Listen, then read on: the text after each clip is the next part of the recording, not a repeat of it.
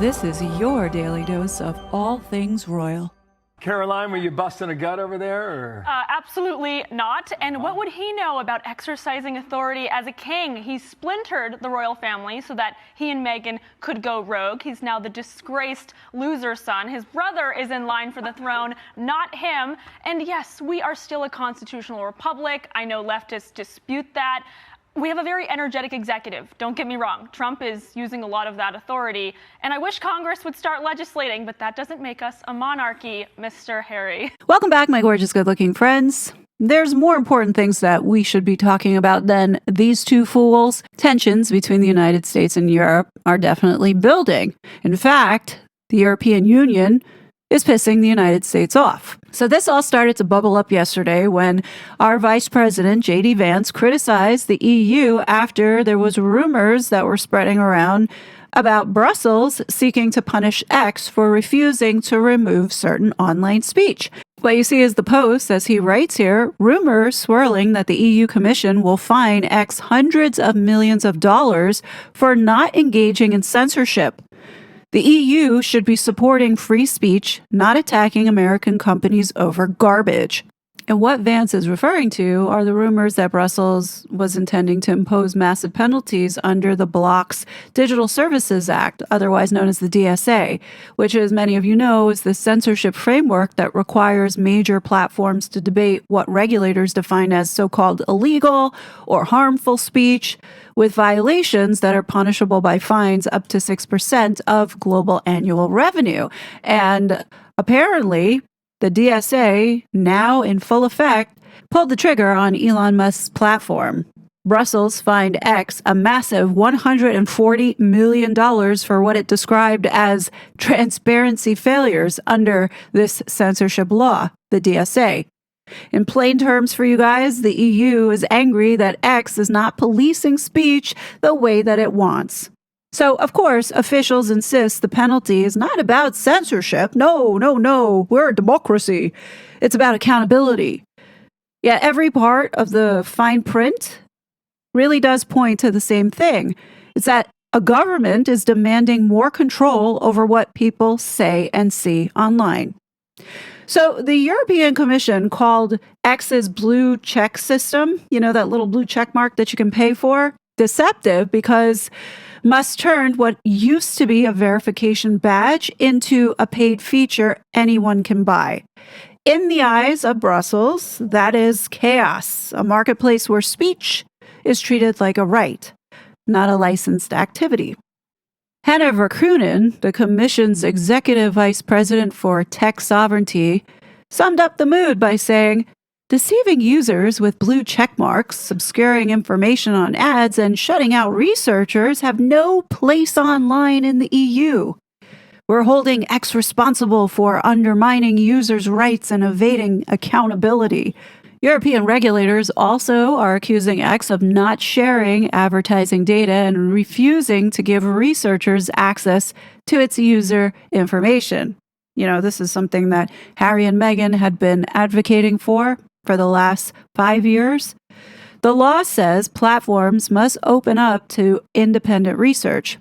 In reality, that means academics and NGOs like Archewell Fugazi Public Charity, often with pro-censorship political affiliations, get privileged access to social data, exactly the kind of surveillance that DSA claims to prevent. Remember, I told you that this is the last thing that we want to give access to are to these researchers, because people like Meghan and Harry and their relationship with their senior advisor, Jory Craig, who is a researcher and analyst over at ISD, would have access to all our data. Does anybody feel really comfortable with that, especially knowing what Harry and Meghan have been doing behind the scenes and going after people? Absolutely not. So officials are calling this for having transparency. But what this is, it's a transparency that flows only one way, and that's upward towards the bureaucratic elite and the state. Musk's decision not to hand over user data now counts as a punishable offense under this stupid law. Well, lawmakers today in D.C. were not having it. Eric Schmidt, senator from Missouri, He writes, foreign bureaucrats have zero right to tell Americans what they can and can't say. The European Commission's attempt to censor American speech is a fundamental attack on our sovereignty. I'm working on legislation to protect American speech from foreign subversion. Stay tuned. And that was in response to Secretary of State Marco Rubio, in which he says the European Commission's $140 million fine isn't just an attack on X, it's an attack on all American tech platforms and the American people by foreign governments. The days of censoring Americans online are over. You hear that, Harry? And that's not just all talk. Europe is about to find out how serious we are about protecting our fundamental rights. Today, we dropped our national security strategy, and in it, we make it very clear on how we see Europe and defending free speech. Staying true with the America First agenda, sovereignty and respect. It says here, the United States will unapologetically protect our own sovereignty, meaning no UN, no World Health Organization bullshit. Harry, I hope you're listening to this. This includes preventing its erosion by transnational and international organizations, attempts by foreign powers or entities to censor our discourse or curtail our citizens' free speech rights, lobbying and influence operations that seek to steer our policies or involve us in foreign conflicts, and the cynical manipulation of our immigration system to build up voting blocs loyal to foreign interests within our country.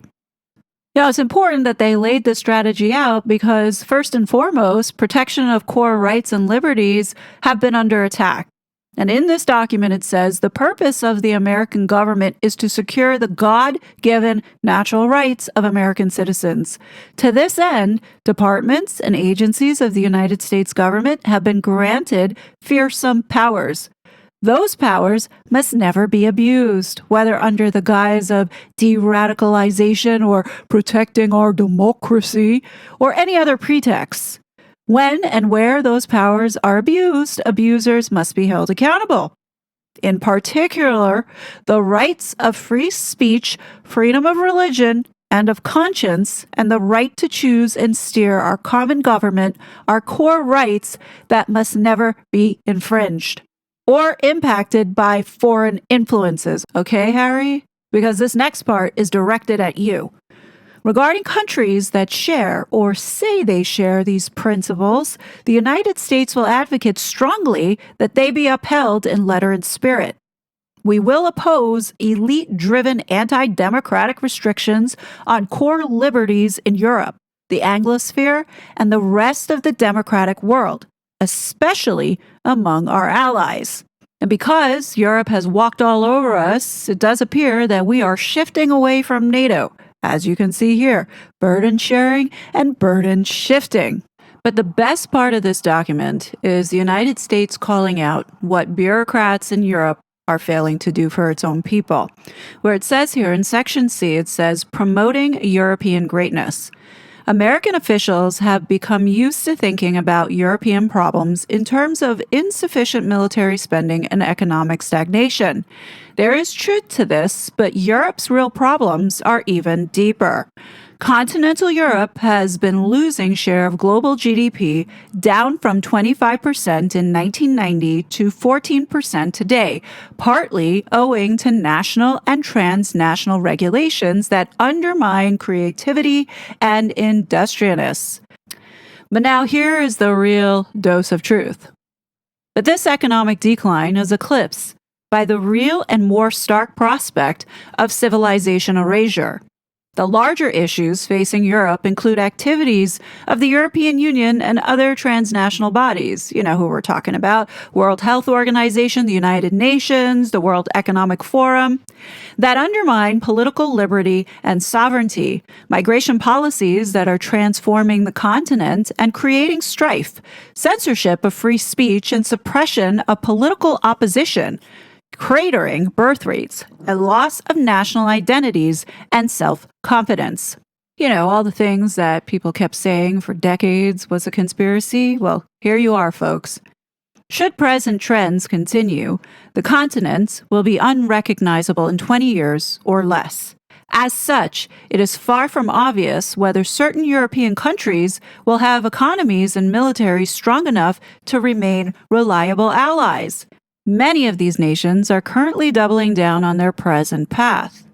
We want Europe to remain European, to regain its civilization self-confidence, and to abandon its failed focus on regulatory suffocation. This lack of self-confidence is most evident in Europe's relationship with Russia. European allies enjoy a significant hard power advantage over Russia by almost every measure, save nuclear weapons. As a result of Russia's war in Ukraine, European relations with Russia are now deeply attenuated, and many Europeans regard Russia as an existential threat. It is a core interest of the United States to negotiate an expeditious cessation of hostilities in Ukraine in order to stabilize European economies, prevent unintended escalation or expansion of the war, and reestablish strategic stability with Russia, as well as to enable the post-hostilities reconstruction of Ukraine to enable its survival as a viable state. Now, this next part is very relevant to what we saw this week with the Germany state visit to the UK.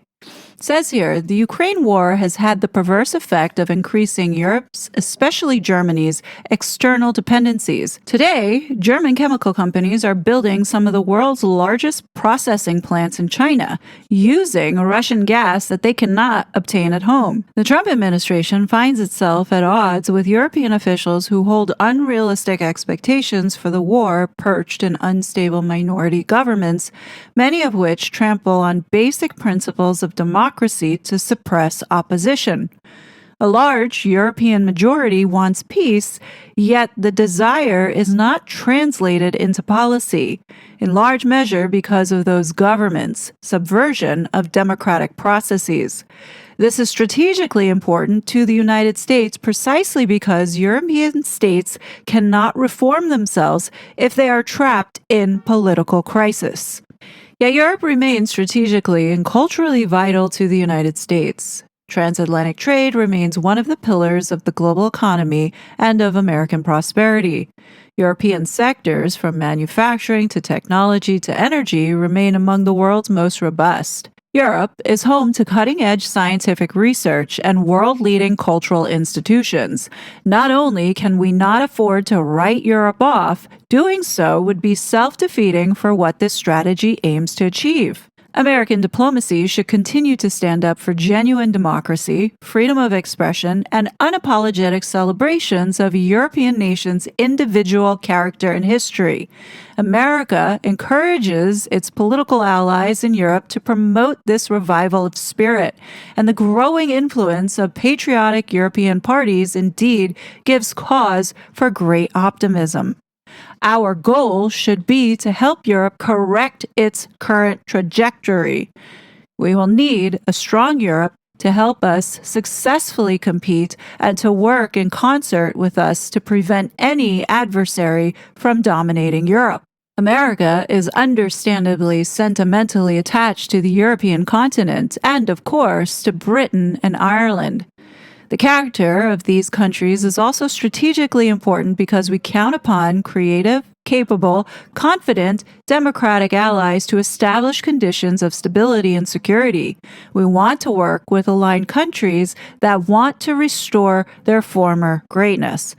So essentially, you see what we are saying to Europe to its face. We're saying, look, you're going the wrong direction, guys. America's not going to invest time to help you if you don't want to help yourselves. Yeah, we're pretty much telling Europe that this is not the direction that America wants to go down in this whole globalist movement. Over the long term, it is more than plausible that within a few decades at the latest, certain NATO members will become majority non-European. As such, it is an open question whether they will view their place in the world or their alliance with the United States in the same way as those who signed the NATO Charter. So essentially what this is America is basically looking at Europe and saying, like, what the F happened to you? This is a continent that once ruled half the planet, birthed democracy, art, science, philosophy, and now you can't even manage your own borders without tripping over your own bureaucracy. The reality is that the economies are shrinking, the birth rates are collapsing, and, for Europe, Identity is dissolving, and somehow they think that the answer to all of this is more censorship and more regulations, more micromanagement, and less listening to their own people. Listen, in a way, this is helping out Europe because it's not Europe, the majority of the people who want to go down this path. Unfortunately, it's just a small group of bureaucrats and elites and politicians that are making this decision to totally destroy this continent. And they want the United States to be there as the security blanket. And I'm sorry, America doesn't want to do that, especially with the way that they are treating us and taking away or trampling on our civil liberties, Harry. Like, we're telling Europe we don't want this globalist shit. We don't want to be dragged down into this demise. Yes, it's a seismic ideological shift, but it's about putting America first. And too bad if these countries don't like it. You're not entitled to American money. You're not entitled to our military, and you're not entitled for us to babysit you, period. If you're an American, I strongly recommend that you take the time to look through it. It's only 30 pages, but it's very clear on where we stand. We are no longer the world's doormat to be walked all over and being taken advantage of. So, of course, Europe is pissed because we no longer want to be a part of this ridiculous globalist plan. Globalism, in their eyes, has been the worst thing to happen to Western civilization. But they don't want to admit that because they've been lining their pockets this whole entire time. So I want you to understand that between now and the midterms, we're going to see all kinds of false flags because these globalists want the system to go back into place. And the only way to get that back into place is getting the Democrats back into power.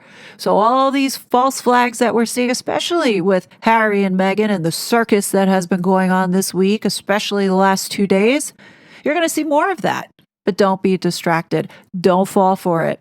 We still have to be alert and we still have to fight and push back. These people are aggressively driving for this legislation to push these censorship laws into place.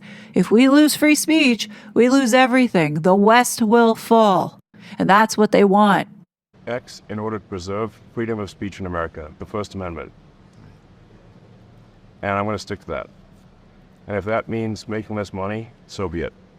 Such a fraud.